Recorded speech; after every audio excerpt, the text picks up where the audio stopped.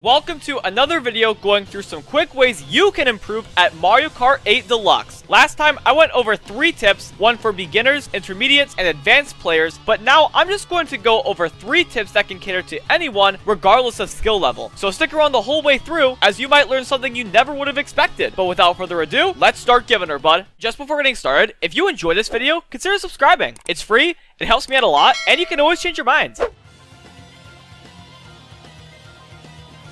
In wars, you might think not to go through a double box if you don't need 2 items because you might take it from a teammate who does need 2 items. While this is a solid mindset to have, just because you don't need 2 more items doesn't mean you should ignore double boxes altogether. Let's say you're in first and you have 2 opponents right behind you. By going through a double box, you could deny them from easily taking you out with multiple reds. While it isn't a guarantee, you can still help yourself. What if second place has a red behind you and plans to chain into the double box after you pass the item set? If you take the double box while being close enough to second place to the point where they won't be able to get a double box without slowing down, you could be given her full throttle. That's just one example though. In general, denying opponents of double boxes can go a long way, whether it's for your personal protection or not. You could deny an opponent from pulling triple greens right next to your teammate. Think about that. The point is, while you don't want to deny your teammates from double boxes if they need them, denying your opponents from double boxes can progressively help your team a lot.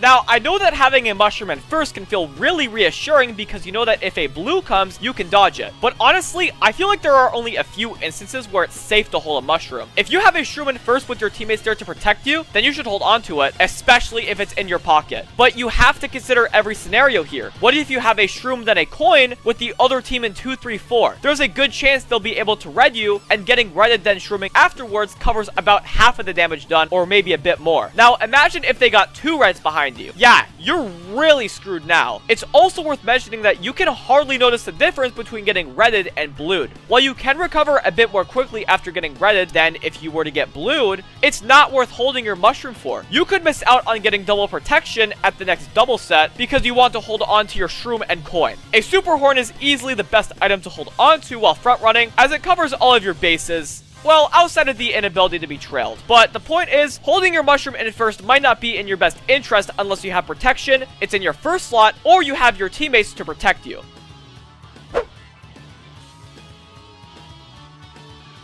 I've gotten a lot of requests to talk about mentality and maintaining a positive mindset throughout an entire match, and while that is something I also want to work on, here's a mindset I am personally trying to adapt to. It's important to realize that in almost every situation, you getting incredibly lucky isn't going to ruin your month. It isn't going to ruin your week. It is not going to ruin your day. This can be a difficult mindset to adapt to, but I genuinely believe that if you can trick your mind into thinking long term when you get screwed over by something stupid and just move on like it's nothing, it'll pay off big time. It's something I'm seriously trying to adapt to. I don't consider myself to be a tilter or a massive rager, but yeah, I get irritated rather frequently, and it's something I definitely want to get rid of. I will say though, it is tough to completely abolish negative energy and only think positively. Like, you're not going to be particularly happy about getting random greened on Excite Bike Arena. But if you can train your mind to brush the negativity off in an instant because you know whatever happened to you eventually won't be relevant to you, you could be given her full throttle. So do yourself a favor and look past the negative side of Mario Kart, thus forgetting about it. You're not alone, because I'm trying to do that too, and a bunch of people probably are as well. I hope you got something out of this video. If you did, I'd really appreciate it if you'd like the video and subscribe if you haven't already. And if you want more of these quick tips, let me know in the comments. These videos aren't hard or take a ton of time to make, so maybe this could turn into a series on the weekend? I don't know.